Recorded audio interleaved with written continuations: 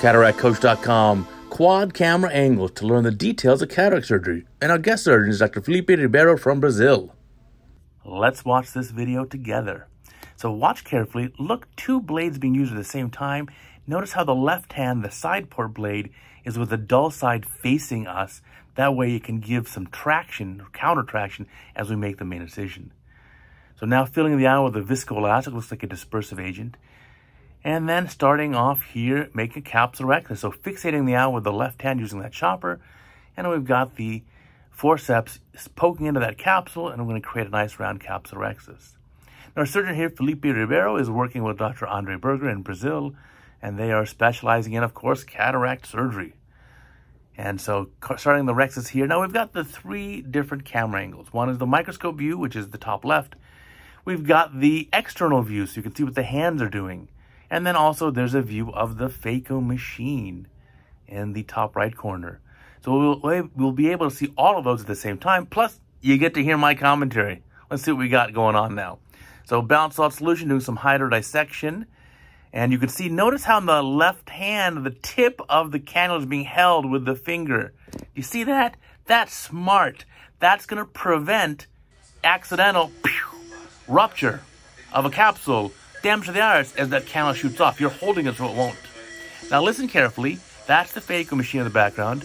The beep every so often tells us that it's active infusion. If you look at that top parameter here, that one at the top right corner is the foot pedal position. So there's the vacuum. You hear the vacuum going. That sound is the occlusion of the vacuum. So when you want to wait till the vacuum level is high before you start chopping. So buzzing in here, listen for the high pitch. When the pitch is high like that, it means good holding power. Now chopper goes around, and now you can try to achieve that chop. So close. Again, you have a finite window for chop. When the vacuum level is high, here it is, almost. That's the high vacuum, now it can be chopped. So the high vacuum holds the nucleus while the chopper chops it. The other option is to trap the nucleus between the two instruments.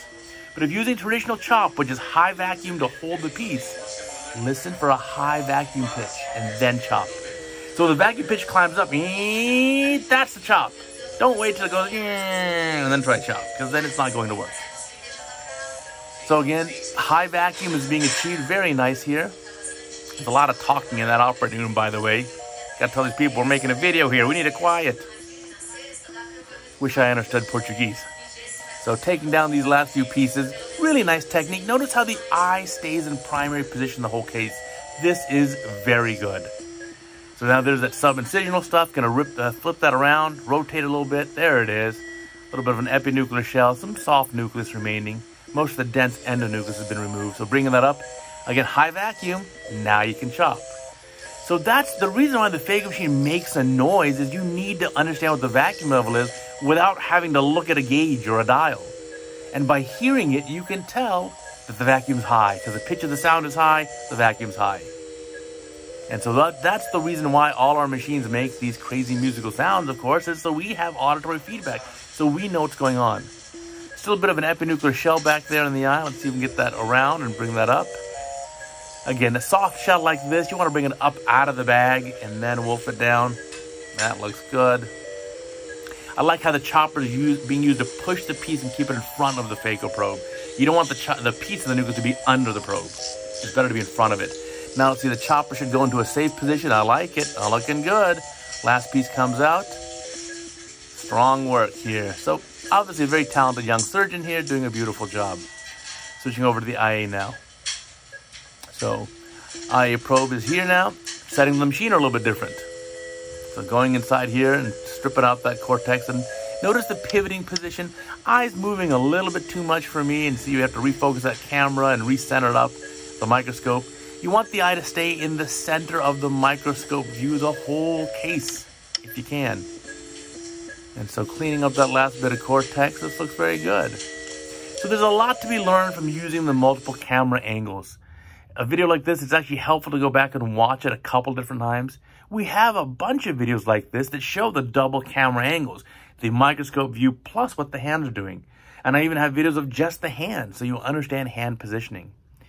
And whether that you're operating superior, like in this case, or operating temporally, you need to understand hand position.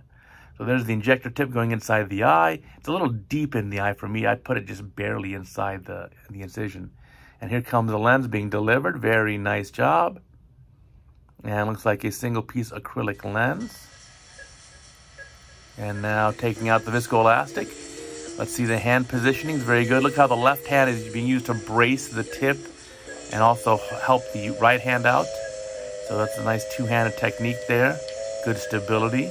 Also notice the draping. Look at that. Good draping. Lashes are out of the way. Very nice job there. Yeah, all right. Time to seal this up and finish this case. So beautiful video. Really enjoyed watching it. I hope you learned a lot from having the multiple camera angles. Again, it may be helpful to go back and watch this a couple of times so you can understand all the angles. Most important thing is for chopping. Get that high vacuum level to hold the nucleus and then chop it. Listen for the sound. Chop!